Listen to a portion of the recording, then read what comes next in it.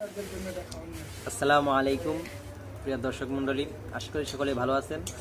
আজকে আমরা একটা নতুন আইটেম, নতুনভাবে কীভাবে রাঁধতে হয়, এটা আর কি অল্প সময়ের মধ্যে জিনিস ছাড়াই কীভাবে রাঁধতে হয় এটা আমরা দেখে দিব। যে একজন হাতে একটা ডিম আছে, ওই ডিমটা পুষ করবে, মানে কোনো কিছুই দেওয়া হবে না, শুধুমাত্র তেল আর লবণ, এই দুটো জিনিস দেওয়া হবে। এটা খাইতে কিন্তু অনেক অনেক সুস্বাদু হবে এবং এর দ্বারা কিন্তু অনেক উপকার হবে।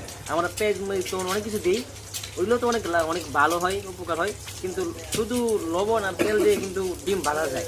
দেখেন কেমন হয় ডিমটা, দেন অনেক সুন্দর, কিন্তু কালারটা কিন্তু সুন্দর হয়ে গেছে। এটা কিন্তু ডিম পুষ বলা হয়। এখানে কি সুন্দর কালার হয়ে গেছে, কুসুমটা একেবারে মাছ বরাবর রয়ে গেছে এবং এটার মধ্যে কিন্তু অনেক পুষ্টি হবে। এটার মধ্যে অনেক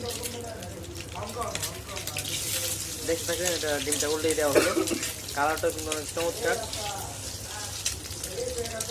তেলের পিঠা যেমন হয় ঠিক এমন ফুলে গেছে, অল্প সময়ের মধ্যেই কিন্তু রান্না হয়ে গেছে। আর একটু সময় শেষ হলে কিন্তু রান্না শেষ হয়ে যাবে।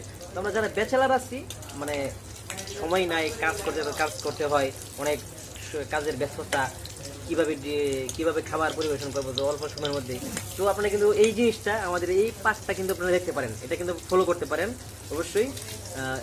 কোনো কিছুই করতে হবে না, শুধুমাত্র জাস্ট পাতিলের মধ্যে একটু আগুন জ্বালিয়ে হালকা একটু লবণ দিবেন এবং তেল দিবেন, তেল লবণ দিয়ে ডিমটা ছেড়ে দেবেন, শেষ, আপনার কিন্তু রান্না হয়ে যাবে। অল্প সময়ের মধ্যে কিন্তু আপনারা খাবার আয়োজন করতে পারবেন, পরিবেশন করতে পারবেন। তো দেখেন প্রায় শেষের দিকে এই আমাদের রান্না শেষ হয়ে গেছে। অবশ্যই কিন্তু আপনারা কেমন হয়েছে সেটা জানাবেন কমেন্টের মাধ্যমে এবং লাইক কমেন্ট শেয়ার করবেন অবশ্যই। আসসালামু আলাইকুম।